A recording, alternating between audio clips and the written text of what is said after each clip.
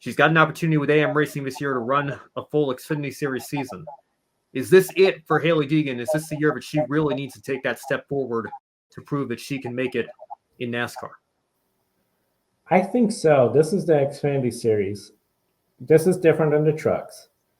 We know the truck series has the reputation of the drivers, they may lack the respect level that a lot of people in the industry want to see. So in the races could be a little bit too much to handle. I mean, Phoenix is a prime example of that. Now you're in the Xfinity Series. You're gonna have drivers that are gonna not be racing you that hard. With that said, you're gonna be aggressive, but they're not gonna just spin you on the restart just to spin you out, gain the position, put us under yellow. For Hailie, we know she's done I believe, one Xfinity Series start in Kansas. Vegas, but yes. Vegas. It was a mile and a half. So it's going to be really interesting to see how she approaches this year. Do not consider Daytona as an indicator because that could be a wild race, as we talked about. The mile and a half, I think, is going to be really where we're going to have to see how she's doing in the Xfinity car compared to everyone else, because you're going to have Vegas, you're going to have Kansas later on, Charlotte, all these mile and a half ovals. That is where I think we're really going to have to see the big step up in performance.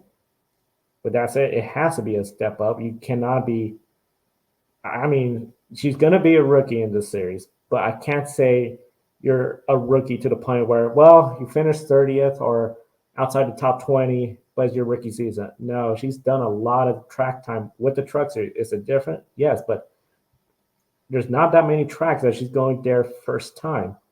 So overall, I think she does have to step it up. The mile and a half is going to be the area where we could really, I think, see the progress as she goes on the season. And then the second half of the season, I think it's really going to be hard because when you come to tracks for a second time, granted we have a lot less compared to years past, that's where a lot of people are going to be looking, okay, how did she do the first time here? How did she do the second time in the Xfinity car? Yeah, I think that's always a great indicator is what can you do the second time you come to a track. And I think Deegan was even saying that when she was running the truck series, she felt a lot more comfortable in her sophomore season going back to tracks for a second time, having that base knowledge from the previous year. Joe, I look at her truck results. I look at AM Racing's results in the Xfinity Series last year with Brett Moffitt, who's a Truck Series champion. And, to be honest, they haven't had too much success in the Truck Series themselves either. I just don't know that this is going to be a combination that we can expect to set the world on fire, especially, like you mentioned, considering it's Deegan's rookie season in this series. So I think it's a little bit unreasonable to expect top 10s, top 5s, even wins right out of the gate. But, again, she has to show some level of potential here or there, which, just to be honest and to be frank, we didn't see too much of that in the Truck Series, or not nearly enough, not nearly as much as we were expecting based on what she did in the K&N West Series and to a lesser extent in ARCA. It's 2024 now. She's had, a few years of a Truck Series underneath her. And, Joe, to your point as well, she has more stock car experience than Danica Patrick had when she came in to run a partial schedule of Junior Motorsports in 2010. So I think, despite the fact that, again, I don't know that AM Racing is necessarily Junior Motorsports level of equipment, I would still like to see her at least be able to rise above what Danica was able to do when she first came in to what was then the Nationwide Series in 2010. It's certainly a make-or-break year for her in my book because, again, based on the performance that she showed in the West Series, we didn't really see that come to fruition in trucks. Now, certain drivers, Harrison Burton comes to mind. He didn't win a truck race, then he got into the Xfinity Series with Joe Gibbs Racing and turned a lot of heads, won a few races. Now he's racing on Sundays in the Cup Series.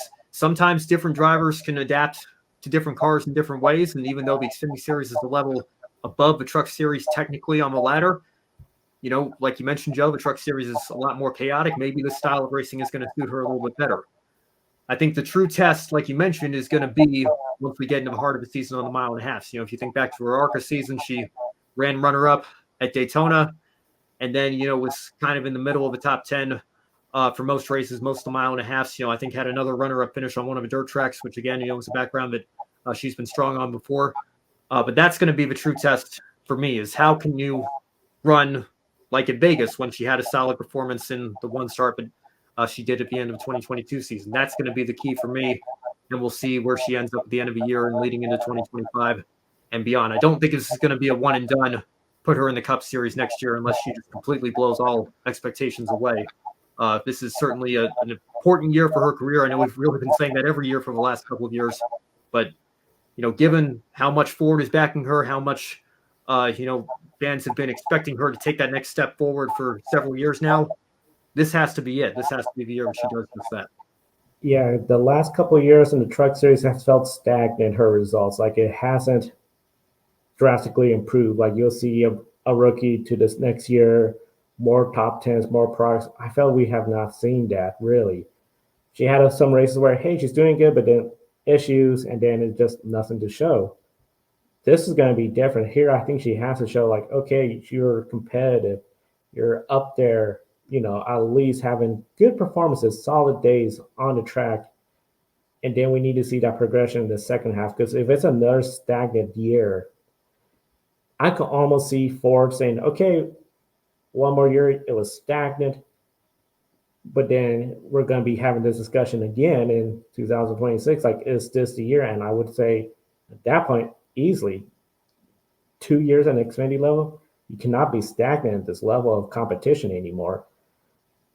Some drivers in the Truck Series or even Xfinity Series, they go up another level, whereas the Xfinity or the Cup, all of a sudden they turn in heads, doing better results. She has to do that. She has to do it, because I just feel like it has been stagnant the last couple of years where her teammates outperform her.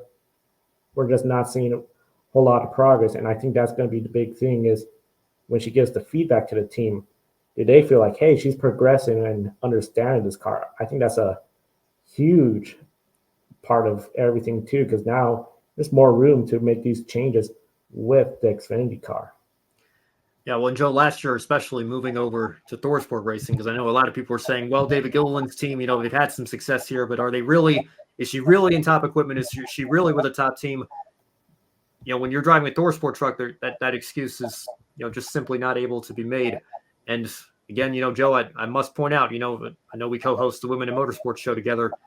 She still has not done something that Natalie Decker did with Nice Motorsports a few years back, and that's finishing the top 5 in a NASCAR National Touring Series race. We'll see if she can get that done in 2024 in the Xfinity Series with AM Racing.